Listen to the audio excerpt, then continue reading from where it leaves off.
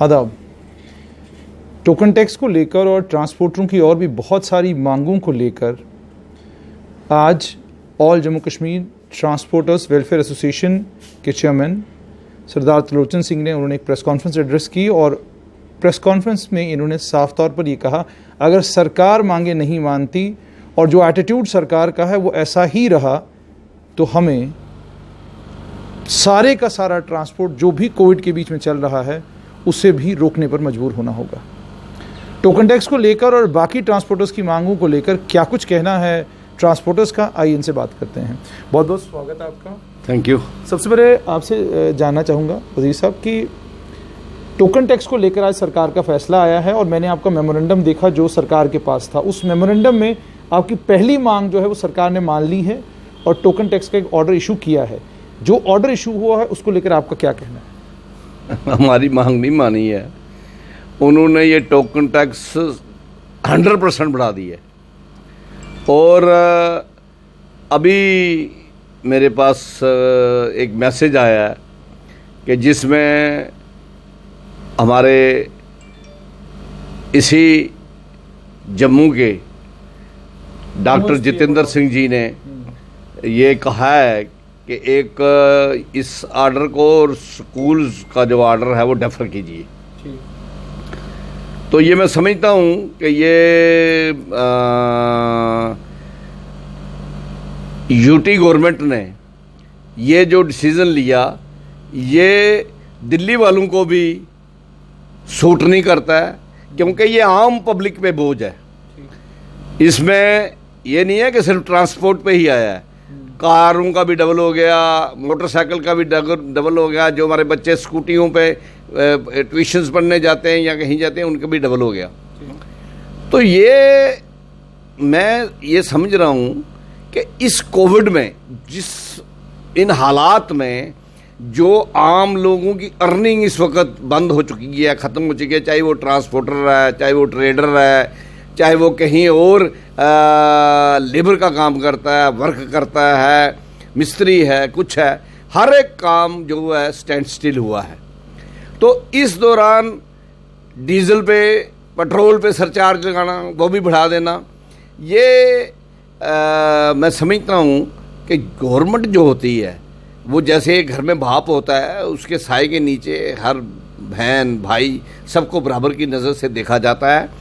तो 20 लाख करोड़ का एक पैकेज अनाउंस हुआ, ऑनरेबल हमारे प्राइम मिनिस्टर मोदी जी ने किया, तो उसमें से हमें एक पैसा भी नहीं मिला। क्या ट्रांसपोर्टर्स हम देशवासी नहीं हैं? क्यों अमीरों के लिए सब कुछ खुला है, अमीरों के लिए जहाज़ खुल गए, उनके कोई वहाँ कोरोना कोई नहीं है, फुल कैपेसिटी में खोल दिए गए, पैसेंजर यहाँ चल रहे हैं, जो एसआरटीसी की बसें वो फुल जा रही हैं, वहाँ कोई कोरोना नहीं है। माइग्रेंट्स के लिए ट्रेनें लगी तो अब खचाखच भर के गई ट्रेनें, कोई कोरोना नहीं। 50% एक्साइज ड्यूटी बढ़ा के तो शराब की दुकानें खोल दी गई और शराब की दुकानों के बाद एक दुकान के बाद 2-2 हज़ार 4-4 हज़ार आदमी इकट्ठा हुआ है। कहाँ कोरोना गया? तो अब जब ट्रांसपोर्टर्स का रोटी रोजी का मसला है, हमारी अर्निंग को और कोई नहीं है, अगर हम ड्राइवर क्लीनर्स को इस 3 महीने से तनख्वाह दे रहे हैं तो आप यकीन मानो कि कुछ ट्रांसपोर्टर उधार लेके उनको चीज़ें दे रहे हैं। तो ये इन हालात में हमारी गाड़ियाँ भी ना चलें, हम पर रोड टैक्स लगे, तो इन हालात में आखिरकार हम तंग आके कि हम घर में क्यों भूखे मरेंगे, सड़कों पे भूखे मरेंगे। तो इसलिए हमने पिछले सैटरडे को प्रेस कॉन्फ्रेंस की और 3 दिन दिए कि गवर्नमेंट हमें कॉल कर ले, हमारे साथ नेगोशिएशन करे, लेकिन गवर्नमेंट ने कोई बात नहीं की। हमें सड़कों पे आना पड़ा। कल हम हंगर स्ट्राइक पे बैठा, चलो हमें ज़ोर ज़बरदस्ती से उठाया गया, वहाँ हमारे टेंट सीज कर दिए गए, कुछ कोई नहीं है। लेकिन आज भी हमने प्रेस कॉन्फ्रेंस की है और यही हमारी डिमांड्स हैं कि हमें कम से कम 6 महीने के हमारे जो फीस हैं, टैक्स हैं, इंटरेस्ट है, वो माफ़ किए जाए। यूटी में कहीं पूरे हिंदुस्तान में टोल प्लाजा नहीं है, पैसेंजर टैक्स नहीं है। वो यहाँ यूटी में क्यों? जब यूटी बना था तो हमको ये कहा गया था, हमने सुना कि यूटी के आपको बहुत से बेनिफिट होंगे, लेकिन जो बेनिफिट मिलने चाहिए वो तो कोई मिला नहीं है। लेकिन टैक्स पे टैक्स हमारे पर लगाया जा रहा है। तो इन सब हालात में मजबूर होके हम सड़कों पे आए हैं और कल से हम अपने ट्रकर्स और टैंकर्स, उनमें एलपीजी भी है, डीजल है, पेट्रोल है, वाटर टैंकर हैं, सभी बंद करेंगे, ट्रकर्स भी बंद करेंगे।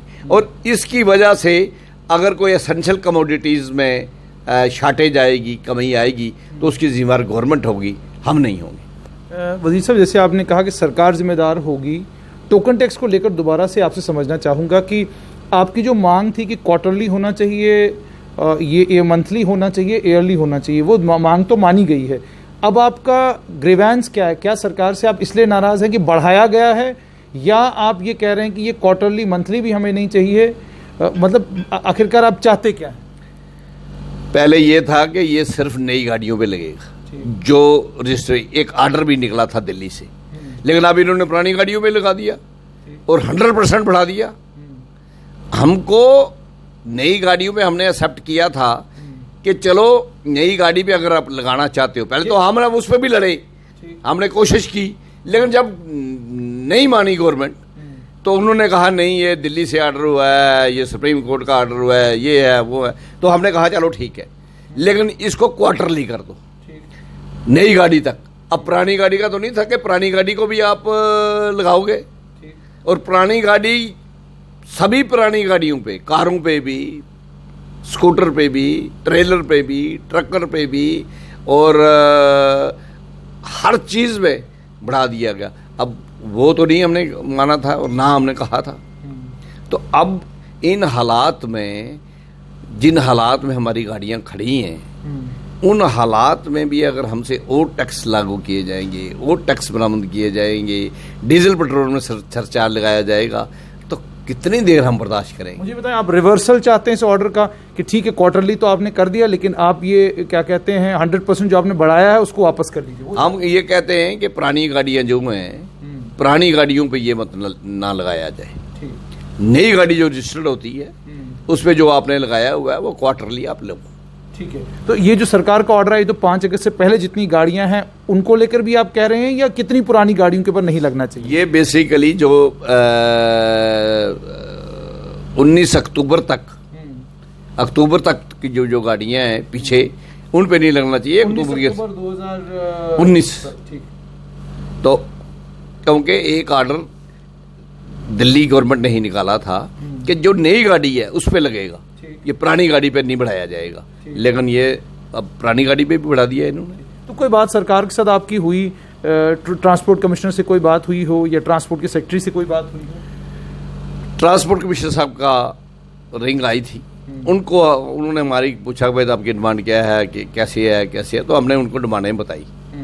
तो हमने उनको कहा कि वो कह रहे थे कि आप मैंने कहा कि हम सैटरडे से लड़ रहे हैं, सड़कों पे आए हुए हैं, तो अगर आपके पास अभी तक हमारी कोई चीज़ नहीं पहुंची है तो मैं आपको बता देता हूं कि मेन हमारी क्या डिमांड्स है। 6 महीने की हमारे हम फ़ी और इंटरेस्ट और दूसरी चीज़ों में माफ़ी चाहते हैं, और 50% हमारा किराया बढ़ाओ, हम सोशल डिस्टेंस रख के गाड़ियाँ चला सकते हैं।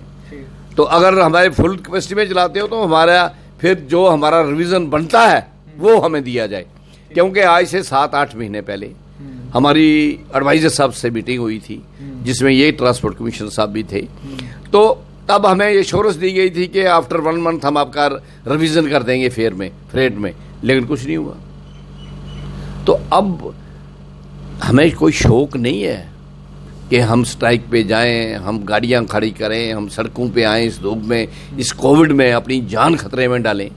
लेकिन अब जब घर भूखे मरेंगे तो फिर सड़कों को क्यों ना मरें, फिर लोगों को क्यों ना पता चले कि ये मरे हैं, इन्होंने अपनी आवाज़ उठाई थी लेकिन इनकी आवाज़ सुनी नहीं गई।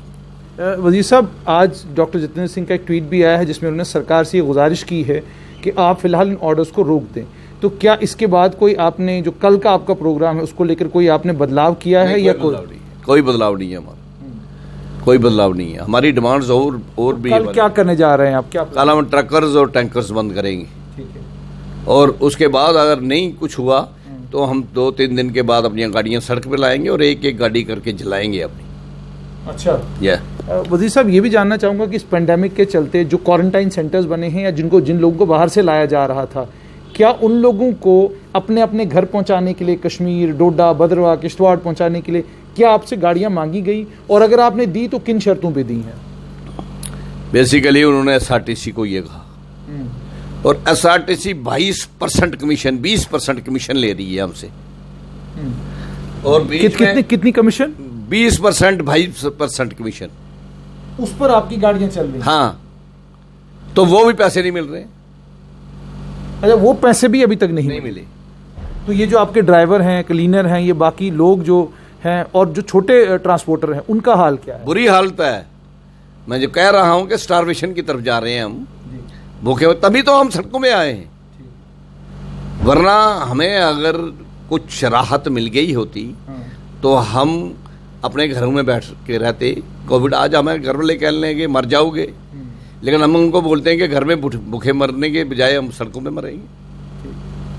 तो सरकार का अक्सर ये रहा, जब भी ट्रांसपोर्टर स्ट्राइक पे जाते थे तो सरकार का कोई इंपॉर्टेंट आदमी फ़ौरन आपसे आकर बात करता था, लेकिन जैसा आप खुद कह रहे हैं कि शनिवार से आप लगातार प्रोटेस्ट कर रहे हैं, आपको प्रोटेस्ट नहीं करने दिया जा रहा, धरने पे आपको बैठने नहीं दिया जा रहा, और सरकार से ट्रांसपोर्ट कमिश्नर सिर्फ आपसे बात करते हैं और कोई बात करके राज़ी नहीं।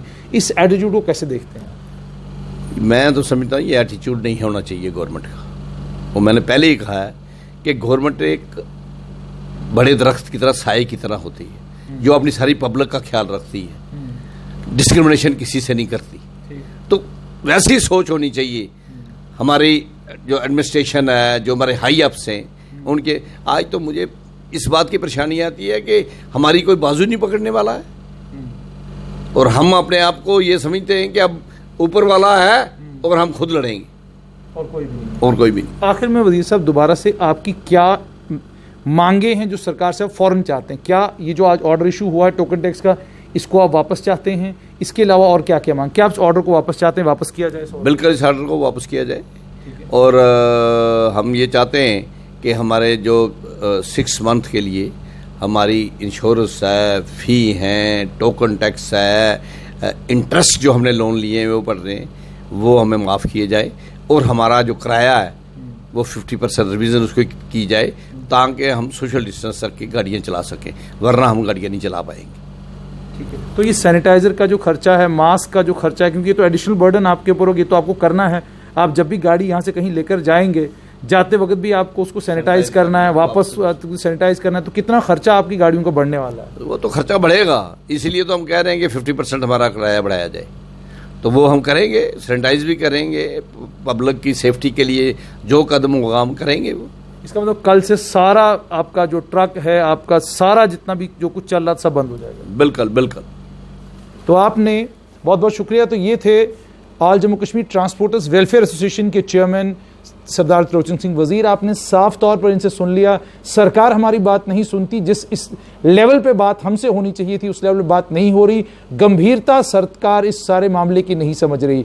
एक जो टोकन टैक्स का ऑर्डर इशू हुआ है उसको फौरन वापस ले लिया जाए, और दूसरी सबसे अहम बात इन्होंने ये कही है कि जितने भी टैक्सेस हैं, जो लोन हम लोगों ने उठाए हैं, उन तमाम पर हमें 6 महीने के लिए वो तमाम चीज़ें माफ़ कर दी जाएं, क्योंकि कोविड के चलते हमने बहुत सारी परेशानियां झेली हैं। और गंभीर और सबसे ज़्यादा चिंताजनक बात जो उन्होंने कही है कि SRTC 20 से 22%, आपने इनके मुंह से सीधा सुना कि 20 से 22% इनसे चार्ज कर रहा है वो गाड़ियां चलवाने के लिए जो क्वारंटाइन सेंटर्स या जो अलग अलग लोगों को अलग अलग डिस्ट्रिक्टों में पहुंचाने के लिए इस्तेमाल करी जा रही हैं।